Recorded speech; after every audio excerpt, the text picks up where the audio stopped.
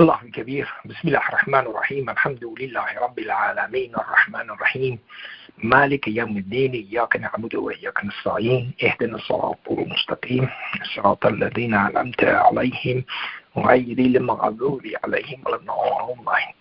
الله الكبير.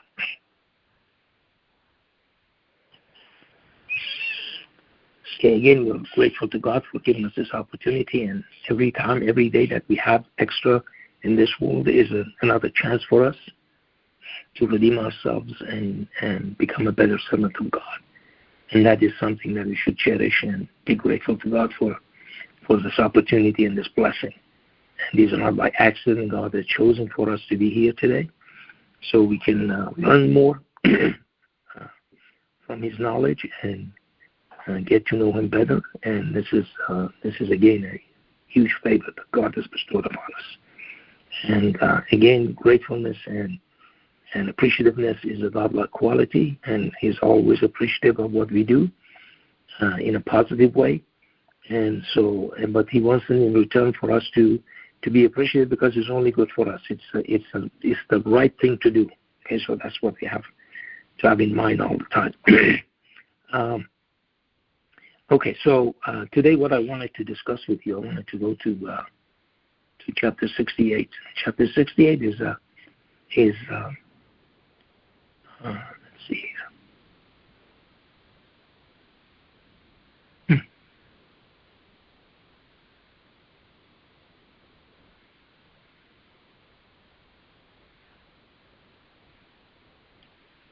Okay, if I can do this, so I can open this.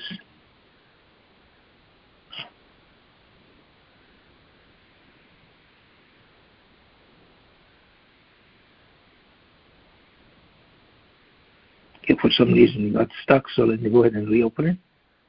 And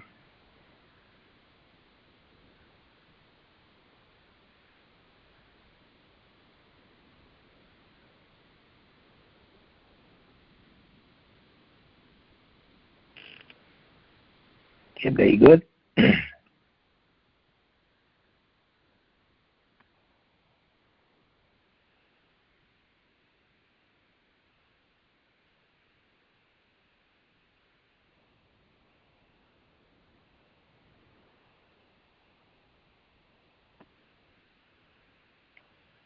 Okay, 68. As I said, it's the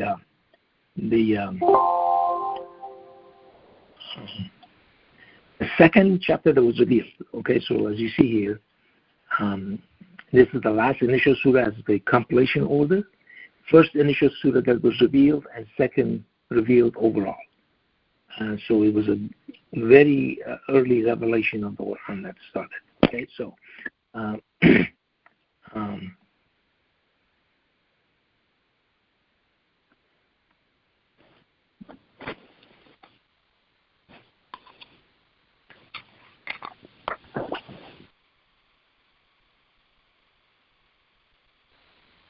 Okay, very good. Let's see.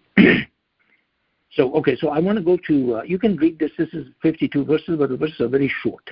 Okay, so you can read it for yourself. And I want to just stress on a couple of verses, and then we can all again get to know our Creator better, and that's really should be our final goal. Okay, in this life, that we are here to learn who God is.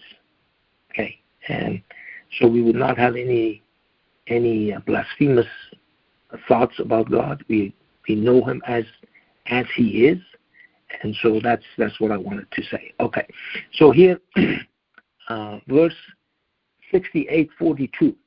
Okay, and then they say that they will be completely exposed, and they will be invited to fall prostrate, but they cannot. Okay.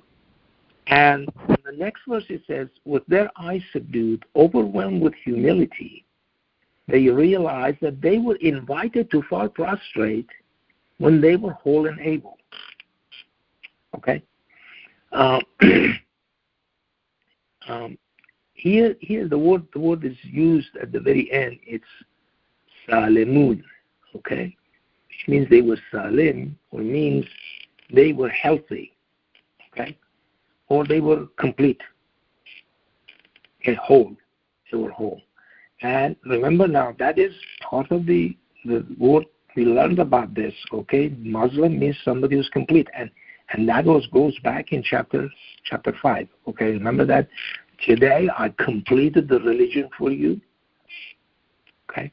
We don't pay attention to those things, but that's the correct translation, okay? A Muslim means somebody who's complete, okay? But anyway, so here we have to pay attention to these things. But anyway, here it says, in 42 it says, وَيَدْعُونَ, okay? Not يَأْمُرُونَ, وَيَدْعُونَ. So understanding this is very important because God still invites people. God does not force people to do. This is the day of judgment. Even on the day of judgment, He invites people. He calls upon people. Come here and fall prostrate. Okay, that's an invitation. Okay? And then God says, but they will be invited to fall prostrate, but they cannot. Okay? Now, this is when they're exposed. What is that exposed? What is it that they are exposed? It means that the soul, which is a deformed soul, and cannot do the act of prostration. It didn't used to be like this. Okay? And He says, with their eyes subdued, overwhelmed with humility, they realized they were invited to prostrate. Before they were also invited. There was no force. Somebody doesn't want to do the praise, fine. It's okay. Okay? You cannot force people to do something. Whatever their intention and their true nature is going to come out. Okay? They do it because they want to make somebody happy. It doesn't count. The act of worship has to be for the sake of God alone and no one else. Okay? We cannot do that because we want to make our loved one happy or something like that. That doesn't work because God knows exactly what's in our hearts. So they are not forced to do anything. Goes back to chapter 2, verse 256. Okay, it says, there is no compulsion in religion. You cannot force people to do things.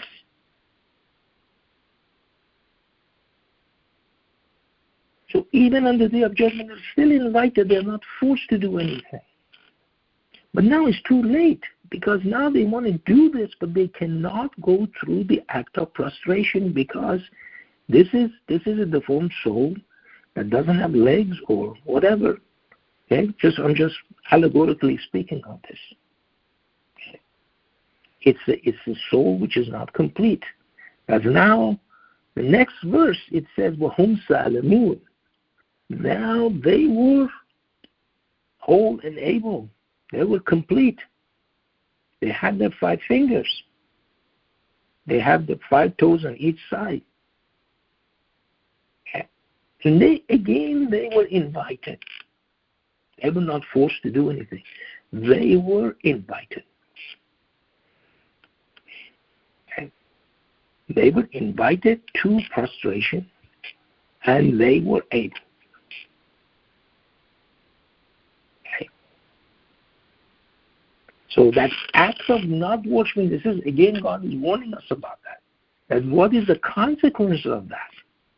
What is the consequence of refusing an invitation from God? The consequence is that there's going to be a soul. We can't see our souls. See? Our soul's inside the body and we cannot see it. But that's the real person. Okay? After the soul is gone, it's a dead person. You don't want to touch a dead person. Okay? Your loved ones, they die and you don't even want to touch them. Because the real person is gone. It's not there anymore. And that body that they have is going to decay. It's going to go into the earth. Those 114 or 120 elements, they're going to be there. And your body is made out of those elements. And it's going to turn into those elements again, separate. But God counts them. Okay? He's tracking everything in there because God says everything has a number. Okay? So here it says very clearly, okay, that in both cases they're invited. There is no force. There is no somebody who's forcing people to do things. It's up to people to choose either way, and they have to have that option. Okay, this is God's system. God has granted that to people. Okay, there is no requirement here in either cases. Neither when they were whole and able, okay, and neither under their judgment. It's the same thing, nor under their judgment. In both cases, they're invited. This is who God is. Okay. So we cannot do this. We cannot force people to do things. We can, again, invite them, encourage them, but we cannot do it. And you see, this here, as I said, it tells you that this is for your own good. That's what God is saying. And there are consequences for the things that you don't do, that you think that they're okay to act this way. This is for the one who has given us our existence. Okay? God has given us our existence, and He knows exactly what's good for us. That we have to be in constant touch, in constant connection with God. Okay? Otherwise, that soul that we have is going to deteriorate. It's going to shrink in size.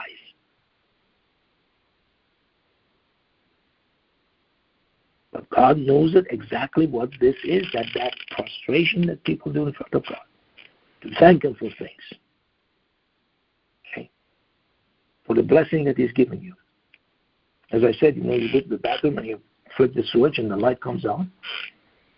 And nothing, no thanks, nothing. Okay? This is not by accident. That is by divine design that God has provided that for you. There are people who don't have food to eat. Okay? And you go to the grocery store and, inflation is high and everything and the grocery prices have gone up. You still can afford it.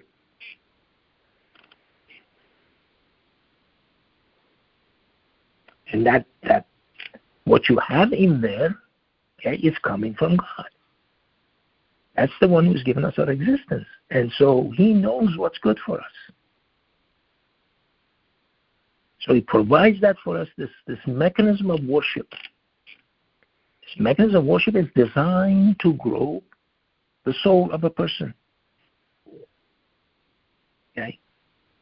The act of prostration in front of God. That means you humble yourself in front of God. That's the sign of a penitent person.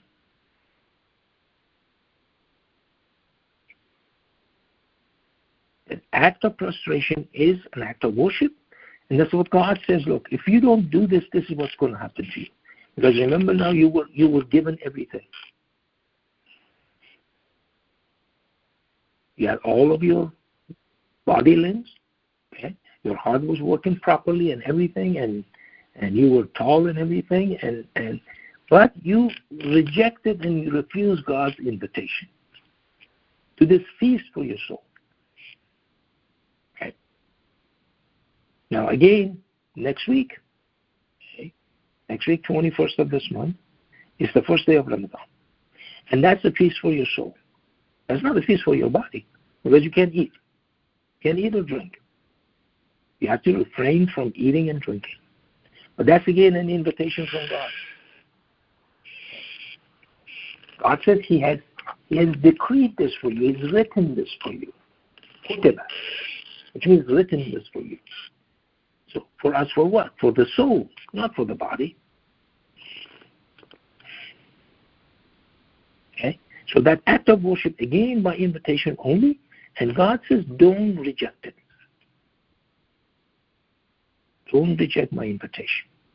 If you do that, then this is what's going to happen. Your eyes are going to be subdued on their judgment. You're going to be humiliated. Okay? So they realized that they were invited to fall prostrate when they were whole and able. Now they remember. And my point about this whole thing is the idea of invitation. It's not a commandment. It's an invitation. Can you imagine? Somebody is inviting you. You know, somebody is inviting you to dinner or something, and you are so grateful and so honored. If your boss invites you to dinner, man, you can't hold your joy inside you. You just, jump around and everything. That, oh my boss invited me to dinner. Do you reject that? You say no to your boss? And God is telling you to do this, and then they reject it. They can't. Okay? When they have judgment, then the soul becomes visible, and it says, and then they will be completely exposed. That soul, now you can see the soul, and the soul is a deformed soul. It's a shrunken soul. And that shrunken soul cannot do these kind of things that are routine there. Okay? That's a routine thing. So, it says that they cannot do it. They cannot perform this act of worship. And that worship has to be eternal. That's the joy of paradise.